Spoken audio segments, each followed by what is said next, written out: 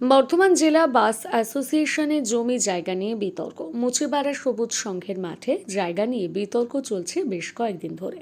সরগরম রয়েছে বর্ধমান জেলা জুড়ে। এর পেছনে কোনো রাজনৈতিক উদ্দেশ্য রয়েছে কিনা তা এখনো পর্যন্ত পরিষ্কার নয়। কিছুদিন আগে সাংবাদিক সম্মেলন করেছিলেন বর্ধমান জেলা বাস অ্যাসোসিয়েশনের বহিষ্কার করে দেওয়ার সদস্য কয়েকজন।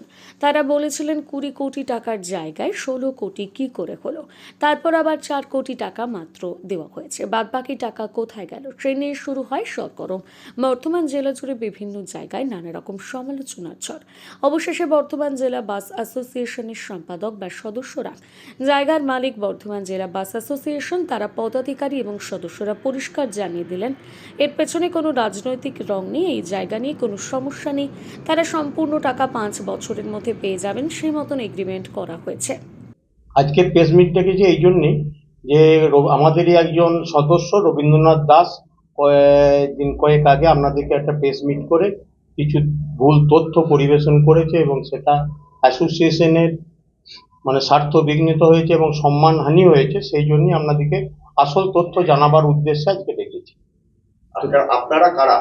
আমি হচ্ছি সম্পাদক বর্ধমান জেলা বাস অ্যাসোসিয়েশন। আমার নাম হচ্ছে জানকী রঞ্জন সিনহা।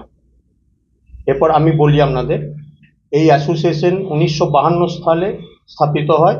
তখন ডাক্তার নবঘন মৈত্র, শৈলকুমার মিস্ত্রি, তারপর সুধীর চ্যাটার্জি, দিলীপ কুমার ঘোষ, এনারা এই অ্যাসোসিয়েশনকে তৈরি করেছিলেন। এই তৈরি হওয়ার পর কিছুদিন বাদে বাস স্ট্যান্ডটা হয় কার্জন গেটে। কার্জন গেটে বাস স্ট্যান্ড হওয়ার পর আপনার বাস চলতো। রাত্রে গাড়ি রাখার স্বার্থে তারা তখন কর্মকর্তাগুলো চিন্তা করেন একটা জায়গা আমাদের দরকার, রাত্রে বাস রাখা হবে। নিয়ে ওই মুচিপাড়া সংলগ্ন এখানে একটা জায়গা আমার অ্যাসোসিয়েশনের কর্মকর্তারা তখন কেনেন। নিয়ে সেই জায়গাটা রাত্রে বাস রাখার জন্য ব্যবহৃত হচ্ছিল। পরবর্তী দিনে তিনকুনিয়া বাস স্ট্যান্ড যায়, কোনো অসুবিধা ছিল না, তখনও বাস রাখতো। যখন দুদিকে বাস স্ট্যান্ড হয়ে যায়, হয়ে যাওয়ার পর আপনার ভেতরে বাস ঢুকতে দিচ্ছে না, তাহলে কি করা যাবে না, এই জায়গাটা তখন আমাদের আর বাস রাখার কোনো পাচ্ছিলাম না সুযোগ। তখন কর্মকর্তা আমরা যারা ছিলাম যে এটাকে একটা কোনো কাজে লাগাতে হবে, কেন তখন বাস ওটা একটা সমাজ বিরোধীদের আড্ডার জায়গা হয়ে গিয়েছিল। ওই বছরে একবার আমাদের পারমিশন নিয়ে সবুজ সংঘ পুজো করতো এবং তাছাড়া সারা বছর ওই জায়গাটা এমনি পড়েছিল। আমরা ভাবনা চিন্তা করলাম এই 2019 সালে যে এটাকে একটা কিছু ব্যবস্থা করতে হবে। একটা ইজিএম ডেকে সকল মেম্বারের সাথে আলোচনা করে, যে ইজিএমটা ডাকা হয়েছিল আপনার যতদূর সম্ভব, ডেটটা হচ্ছে আপনাকে বলে দিই 27/1/2000 ডেকে যে জায়গাটা নিয়ে আমরা এইরকম পরিকল্পনা করছি। আমাদের সাথে এখানকার যে রাজলক্ষ্মী কনস্ট্রাকশন সে যোগাযোগ করে যে আমরা ওই জায়গাটা একটা জয়েন্ট ভেঞ্চারে কিছু করতে চাই।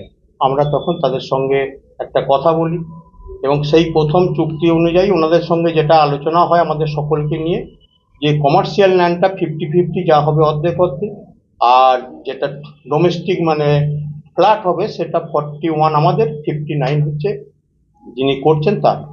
এইভাবে হলো।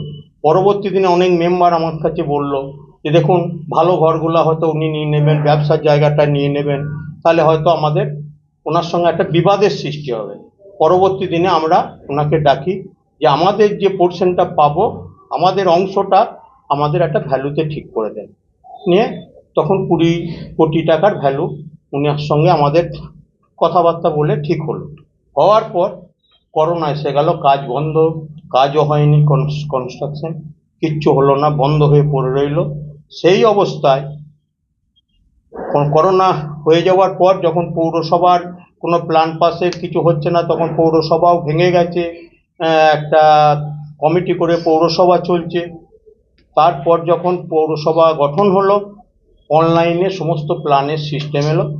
যে অতীতে যে নিয়ম ছিল সেই নিয়মে যে ছাড় ছিল, দেখা গেল অনলাইনেতে অনেক বেশি ছাড়ের ব্যাপার চলে এলো।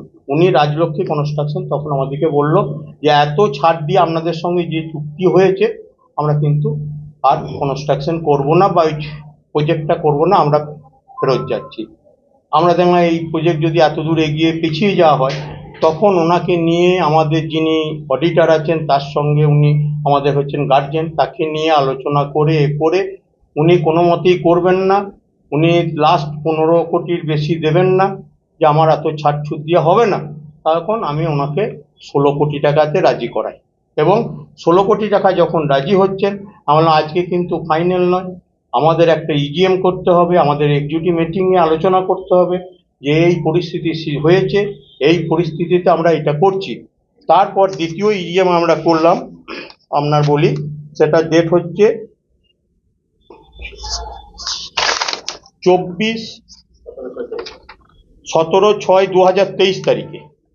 17/6/2023 তারিখে আমরা ইজিএম করলাম।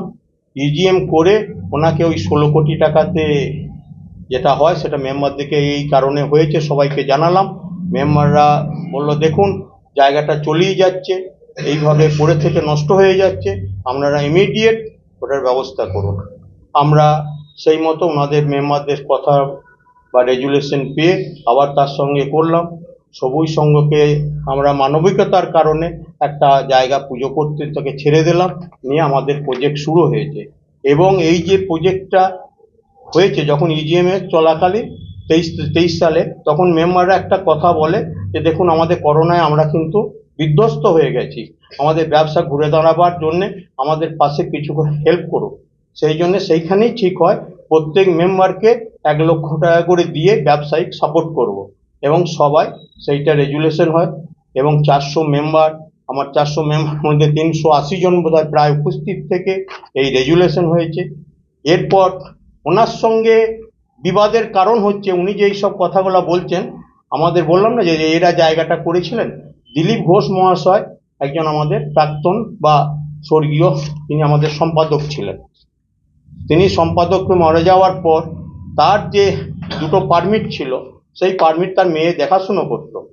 তার মেয়ে দেখাশুনো করার সময় আমরা তার মেম্বারশিপটা এসে দেখাশোনা করে আমাদের মেম্বার।